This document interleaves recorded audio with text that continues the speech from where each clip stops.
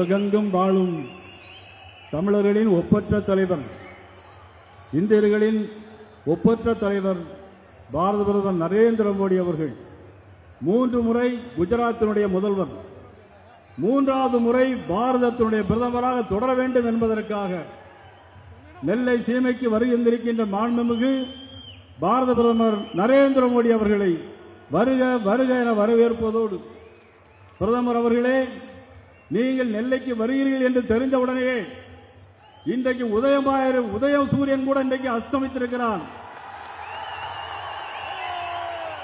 உதய சூரியன் இன்றைக்கு அஸ்தமித்திருக்கிறான். வானமே இன்றைக்கு உங்களை வாழ்த்திக் கொண்டிருக்கிறது. வான்மழை போற்றுதும் வான்மழை போற்றுதும் என்று சொன்னதை போல உதயசூரியன் மறைந்து விட்டான். ஜூன் 4க்கு மேல் 400க்கு மேல் பாரத பிரதமர் மோடியுடைய காலடியிலே, ஜூலை 4க்கு மேல் 400க்கு மேல் பாராளுமன்ற உறுப்பினர்கள் பிரதமர் மோடி அவருடைய காலடியில்.